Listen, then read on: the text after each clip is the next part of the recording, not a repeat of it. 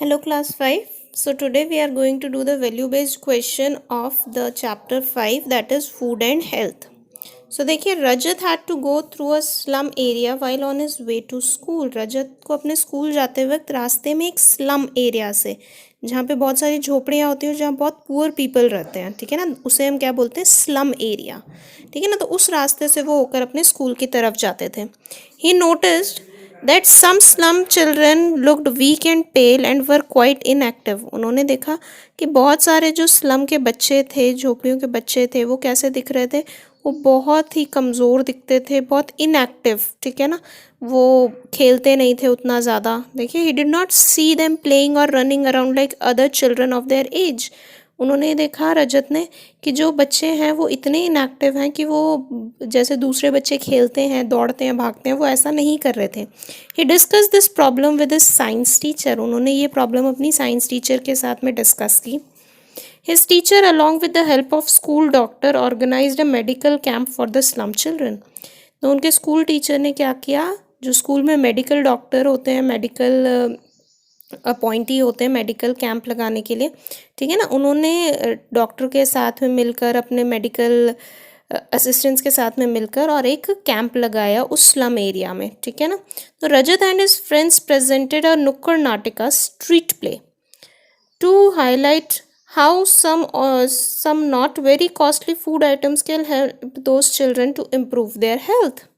तो उन्होंने कुछ स्ट्रीट प्ले किया जिसके थ्रू उन्होंने क्या बताने की कोशिश की, एक नाटक के थ्रू उन्होंने ये बताने की कोशिश की कि किस तरह से कुछ चीज़ें मार्केट में ऐसी मिलती हैं जो बहुत महंगी नहीं हैं, लेकिन वो बहुत हेल्दी हैं, जो बच्चों के लिए बहुत यूज़फुल हो सकती हैं, ठीक है ना, और जो बहुत ज़्यादा महंगी नहीं है, क्योंकि वो बच्चे स्लम्स में रहते थे, गरीब थे, सो ऑब्वियसली वो महंगी फूड को अफोर्ड नहीं कर सकते, ठीक है ना.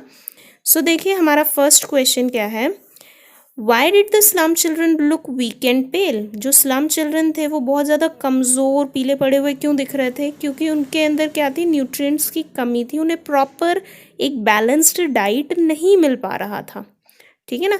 That is why they looked weak and pale. Now, how did Rajat and his teacher help the slum children? रजत और उनके टीचर ने किस तरह से हेल्प किया. देखिए, डॉक्टर ने तो चेकअप किया, टीचर ने डॉक्टर की हेल्प से एक मेडिकल टूर ऑर्गेनाइज किया, मेडिकल कैंप ऑर्गेनाइज किया वहाँ पर, ठीक है ना, जिसमें कि बच्चों का चेकअप किया गया, उन्हें कोई बीमारी तो नहीं है, किस न्यूट्रिएंट की कमी है ये बताया होगा. और सेकेंडली वहाँ पे एक जो स्ट्रीट प्ले है उसके थ्रू बच्चों ने, रजत ने और उनके फ्रेंड्स ने क्या बताया कि किस तरह से कुछ चीज़ें जो कॉस्टली नहीं हैं लेकिन मार्केट में अवेलेबल है और बहुत हेल्दी हैं, ठीक है ना, उनको क्या किया जाता है, क्या कर सकते हैं, यूज़ कर सकते हैं ताकि बच्चों की हेल्थ ठीक रहे. Okay, next number 3, suggest the names of food items that are not too costly but good for our health. ऐसे कुछ फूड आइटम्स के नाम बताने जो बहुत कॉस्टली नहीं हैं, ठीक है ना, लेकिन बहुत हेल्दी हैं, अच्छे हैं हमारी हेल्थ के लिए. सो देखिए, वेजिटेबल्स हैं, ग्रीन लीफी वेजिटेबल्स वगैरह जो अब बहुत बहुत सस्ते मिलते हैं. नेक्स्ट देर आर पल्सेस हैं, दालें हैं अलग अलग तरह की जो बहुत सस्ती मिलती हैं.